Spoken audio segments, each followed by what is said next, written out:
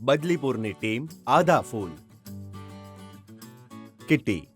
નામ કિટ્ટી. ઉંમર 16 વર્ષ. ધોરણ 11મું. ગુણ જોશ પણ છે અને હોશ પણ. કિટ્ટી માટે કશું અશક્ય નથી. અદરક. નામ અદરક. ઉંમર 15 વર્ષ. ધોરણ 7મું. સ્કૂલ છોડી દીધી છે. ગુણ 1 નંબરનો જુગાડુ. અદરક પાસે આઈડિયાનો ભંડાર છે. તારા. નામ તારા. ઉંમર 12 વર્ષ. ધોરણ 7મું. ગુણ માહિતીનું હાલતું ચાલતું પુસ્તક. તારા ક્યારેય જુઠ્ઠું નથી બોલતી. ત્રણેય બદલીપુરમાં રહે છે. ત્રણેયને જાસૂસી કરવાનો બહુ શોખ છે. બદલીપુરમાં કંઈ પણ બને તો કેસને ઉકેલવા ત્રણેય બાળકો પહોંચી જાય છે. તેઓએ મળીને એક ટીમ બનાવી છે જેનું નામ છે આધા ફૂલ.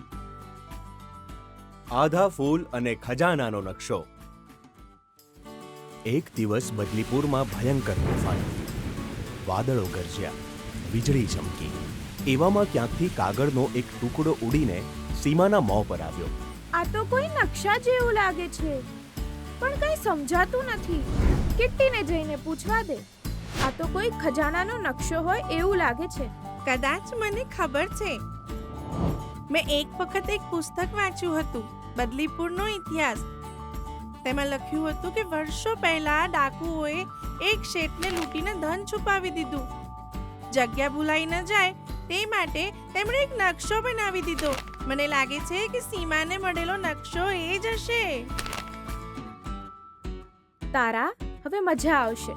આપણે બધા મળીને ખજાનો શોધીશું. યાહૂ! પણ હું તમારી સાથે નહીં આવી શકું.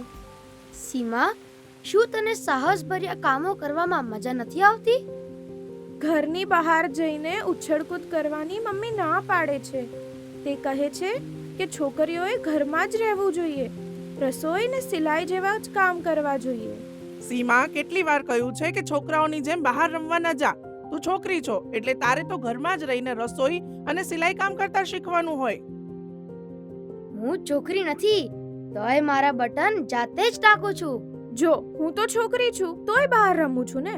સીમા, આને જેન્ડર સ્ટીરિયોટાઇપ કહેવાય. આ જેન્ડર સ્ટીરિયોટાઇપ એટલે શું? શું તમે આ જેન્ડર સ્ટીરિયોટાઇપ શબ્દ પહેલા ક્યારે સાંભળ્યો છે?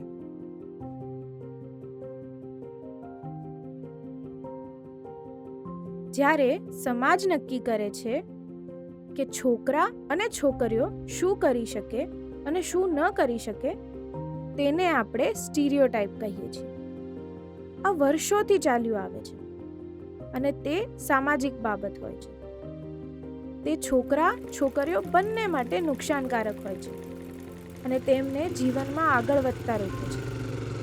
જેમ કે જેન્ડર સ્ટીરિયોટાઇપના કારણે જે છોકરાઓને રસોઈ બનાવવાનો શોખ હોય તેઓ એમ વિચારીને રસોઈ નથી કરતા કે રસોઈ તો માત્ર છોકરીઓએ જ કરવાની હોય, અને જે છોકરીઓને ક્રિકેટ રમવાનો શોખ હોય છે તે એમ વિચારીને નથી રમતી કે આ રમત તો ફક્ત છોકરાઓ જ રમી શકે. છોકરાઓ જે કાર્ય કરી શકે છે તે છોકરીઓ પણ કરી શકે છે. તું છોકરાઓની જેમ 2 પગે ચાલી શકે છે? હા, ચાલી શકું છું. જો તું ચાલી શકે છે તો દોડી પણ શકે છે. તો પછી છોકરીઓને બહાર દોડવાની કેમ મનાઈ કરવામાં આવે છે? સીમા વિચારમાં પડી જાય છે. આ બધું જ જેન્ડર સ્ટીરિયોટાઇપ છે.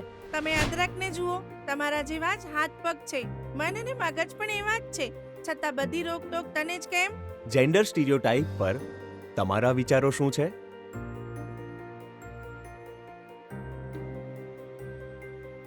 વાત તો સાચી છે, તો પછી મમ્મી શા માટે મને ના પાડે છે? કહ્યું ને, જેન્ડર સ્ટીરિયોટાઇપ. જ્યારે તારી મમ્મી નાની હતી ત્યારે તેને પણ એ જ કહેવામાં આવ્યું હશે કે છોકરી છો એટલે બસ ઘરના કામ કર, બહાર ના જા. હવે એ બધી જ વાત તારી મમ્મી તને કહે છે. કિટ્ટી, હું સમજી ગઈ. હવે આપણે બધા સાથે મળીને ખજાનો શોધીશું. ચાલો જેન્ડર સ્ટીરિયોટાઇપને તોડી ભાંગી ભૂક્કો કરી નાખીએ. અરે, આ નકશો તો જંગલમાં આવેલા ખંડેર તરફ જાય છે. ચારેય જંગલમાં આગળ વધે છે. થોડે દૂર ગયા બાદ સામે એક ઊંડી ખીણ આવે છે. હવે આપણે આ ખીણ કેવી રીતે પાર કરીશું? આપણી પાસે તો દોરડું પણ નથી. પણ મારી પાસે એક આઈડિયા છે ને. આઈડિયા? કિટ્ટી, બોલ કેવી રીતે સામે પર જઈશું? આ વડવાઈઓ પર લટકીને. એક પછી એક ચારેય જણા વડવાઈ પર લટકીને ખીણ પાર કરી લે છે. વાહ વાહ, શું આઈડિયા હતો તારી પાસે કિટ્ટી. ચાલતા ચાલતા ચારેય જણ ખંડેર પાસે પહોંચે છે. ખંડેર એટલું ભયાનક હતું કે અદરકને તો પરસેવો છૂટી ગયો. નકશા મુજબ ખજાનો આ જ ખંડેરમાં છે. મને બીક લાગે છે, હું અંદર નહીં જાઉં. તમે બધા અહીં જ રોકાઓ, હું એકલી જઈને લઈ આવીશ. અંદર કદાચ મોટા પથ્થર પણ ખસેડવા પડે. સીમા, તું આ કામ કરી શકીશ?